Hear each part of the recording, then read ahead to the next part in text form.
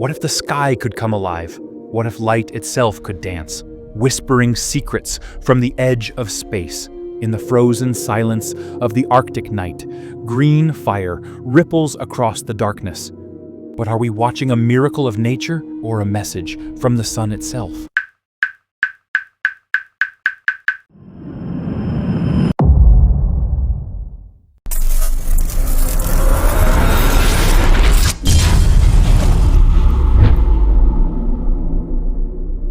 Far in the north, where winter nights stretch for months, something extraordinary happens.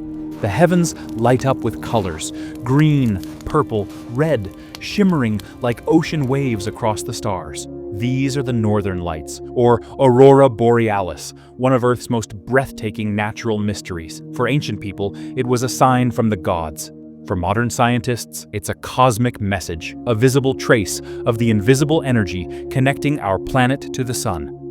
But what exactly causes it, and what does it mean for the world beneath it? Long before science explained the sky, myth tried to. The Vikings believed the lights were the reflection of Valkyrie armor, guiding fallen warriors to Valhalla. In Finland, they said a magic fox ran across the snow, its tail scattering sparks into the air. In Alaska, elders told their children, "Don't whistle at the lights, they will come closer." Centuries later, curiosity replaced fear. In 1619, French astronomer Pierre Gassendi gave the lights their name, Aurora Borealis, dawn of the north. Then came the machines, telegraphs, compasses, early electricity, and the lights suddenly mattered more than myth. In 1859, a massive solar flare hit Earth, the Carrington event. The sky erupted in color from Canada to Cuba. Telegraph lines burst into flame. The world saw for the first time what the sun could do. Scientists realized the truth. These lights were Earth's reaction, the planet's way of defending itself. Modern space agencies have confirmed it again and again. When the sun erupts, sending waves of charged particles called solar wind. Those particles travel millions of miles before slamming into Earth's magnetic field. Most are deflected, but some slip through at the poles, colliding with oxygen and nitrogen high above our heads.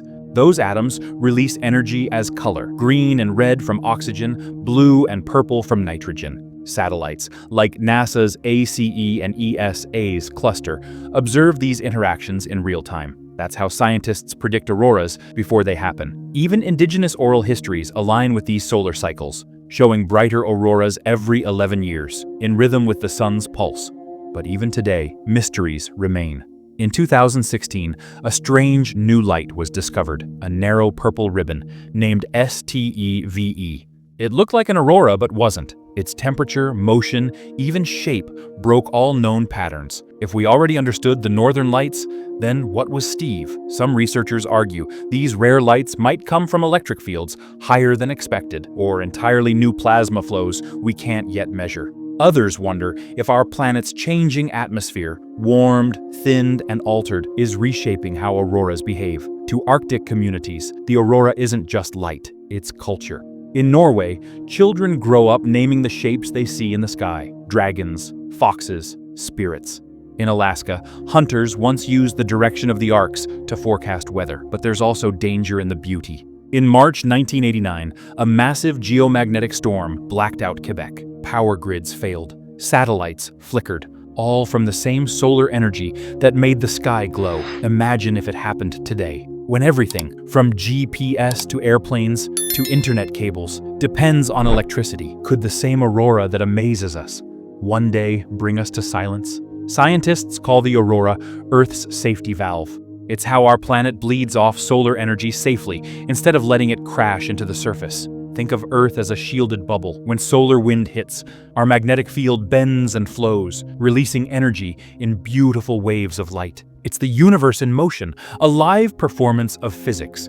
But here's the paradox: the more connected we become, the more vulnerable we are. A single powerful solar flare, like the Carrington event, could disable satellites, disrupt aviation, and cut power worldwide.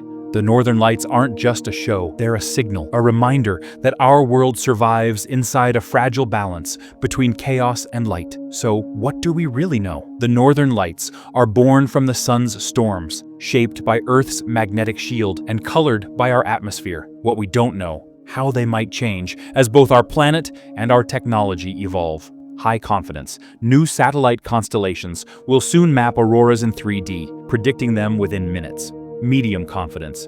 As the upper atmosphere changes, auroras could appear farther south, visible to millions who've never seen them before. Low confidence. Long-term shifts in the sun's magnetic field could make future auroras weaker or unimaginably stronger. Whatever happens, one thing is certain. The sky is not still. It listens, responds, and moves.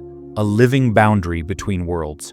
So next time the night sky burns green and red above a frozen horizon, look up and ask yourself, are you watching the weather or the universe remembering you exist? Because even in darkness, the universe still speaks, in color, in motion, in silence.